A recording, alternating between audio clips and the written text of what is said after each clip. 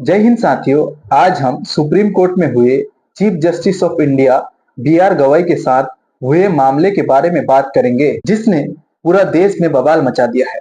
ये मामला सिर्फ एक धार्मिक आस्थाओं का नहीं, ये मामला भारतीय जुडिशरी पर एक हमला है।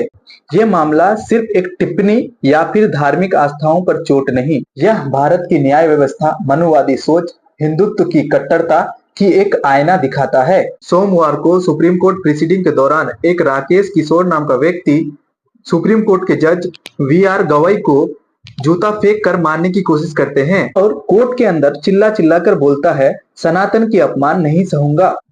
वाह राकेश जी, क्या बात है। ये जो आपने नीच हरकत की है, क्या इससे आपके सनातन धर्म को सम्मान मिलेगा?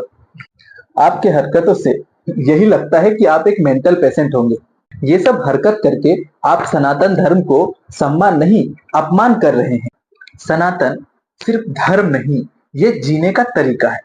असल सनातन को मानने वाले लोग आप जैसा हरकत तो बिल्कुल नहीं करते। असल सनातन को मानने वाले लोग अहिंसा और सत्य के मार्ग पर चलते हैं, ना कि आप जैसे ढोंगी की तरह समाज में गंध फैलाते हैं। आप कुछ भी गलत करके धर्म की आड़ में छुप नहीं सकते। ये अटैक सिर्फ ऑनरेबल सीजीआई के खिलाफ नहीं था, ये इंसिडेंट हमारे जुडिशरी और हमारे कॉन्स्टिट्यूशन पर एक सवालिया निशान छोड़ दिया है। मुझे ये समझ नहीं आता कि आपकी आस्था इतनी कमजोर क्यों है।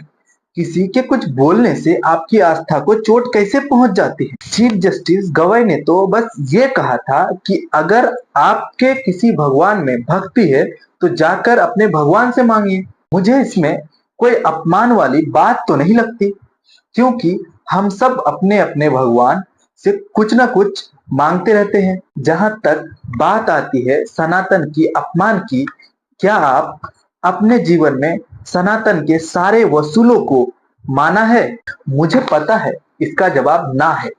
इसका मतलब आप भी सनातन का अपमान कर रहे हो। लेकिन असली बात तो यह है कि ये कंट्रोवर्सी एक स्टेटमेंट तक ही लिमिटेड नहीं है। ये वो सोच है जो पुरानी मनुवादी सिस्टम को रिप्रेजेंट करता है, जहां लोग रिलीजन और कास्ट के नाम पे समाज में भेदभाव पैदा करते हैं और हमारे कॉन्स्टिट्यूशन को चैलेंज करते हैं। ये जो चीफ जस्टिस गवाई के साथ ये घटना हुआ है, क्या लगता है ये घटना सिर्फ इसलिए हुआ कि चीफ जस्टिस गवाई ने वो स्टेटमेंट दिया था, या फिर इसलिए कि मनुवादी सोच रखने वाले लोग इस बात को पचा नहीं पा रहे हैं कि एक दलित भारत के जुडिशरी के टॉप मोस्ट पोजीशन पे कैसे रह सकता है? चीफ जस्टिस भूषण रामाकृष्ण गवाई बुद्धिस्ट कम्युनिटी से आने वाले पहले चीफ जस्टिस ऑफ इंडिया हैं, जो कि शेड्यूल कास्ट से बिलोंग करते हैं।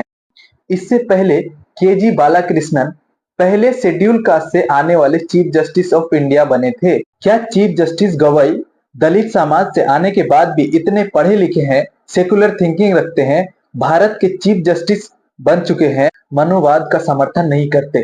क्या इसीलिए फंडामेंटलिस्ट लोग उन पर पर्सनल और रिलीजियस अटैक कर रहे हैं?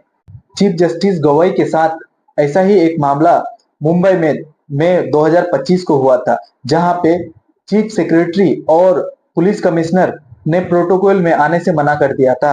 सबसे बड़ा सवाल तो यह है कि जुडिशरी का फैसला भारत के संविधान के हिसाब से लिया जाएगा, या फिर इन फंडामेंटलिस्ट लोग या फिर मनुवादी सोच रखने वाले लोगों का प्रेशर में आकर लिया जाएगा। देश का माहौल इतना खराब हो गया है कि देश का युवा अपने फ्यूचर का टेंशन किए बिना अपने धर्म को बचाने के चक्कर में कुछ भी अधर्म काम करते हैं। अपने धर्म को बचाने के लिए चाहे कि मॉब लिंचिंग करके मासूम लोगों को मार देना पड़े। भारत का युवा तो बस दूसरे धर्म के लोगों को मारना, गाली देना और बुरा भला कहना ही अपने धर्म को बचाना समझते हैं। भारत देश जिसे कभी सोने की चिड़िया कहा जाता था, आज हम किस दिशा में जा रहे हैं? ऐसा ही चलता रहा तो हम धर्मों को बचाने के चक्कर में हमारे जो सपने हैं भारत को एक डेवलप देश बनाने का, वो सपना सपना ही रह जाए। याद रखना देश के नौजवानों, ये जो हम नेता के कहने पे धर्म के रक्षक बने फिरते हैं, नेता करप्शन करके इतना पैसा कमा लिया है कि उसके साथ कुश्ते बैठकर खाएंगे। लेकिन तुम क्या करोगे? जिन्हें हम देश चलाने के लिए चुनकर भेजे हैं, वो देश नहीं चला पा रहे हैं, वे तुम्हें धर्म क्या सिखाएंगे? धर्म सीखना है, खुद पढ़ो। व्हाट्सएप का नॉलेज से कुछ नहीं होता। व्हाट्सएप का नॉलेज भाड़े का दिमाग होता है। धर्म की रक्षक बनना छोड़ो। धर्म हमारा रक्षा करता है, ना कि हम धर्म की रक्षा करते हैं। इस दौर में अगर इज्जत से जीना है तो पढ़ो, लिखो, खुद महान बनो और अपने देश को महान बनाओ, देश का नाम रोशन करो। ऐसे दोगले 2 टके के नेता के पीछे घूमना बंद करो और खुद अपने पर्सनल ग्रोथ पे ध्यान दो। जय हिंद, जय भारत।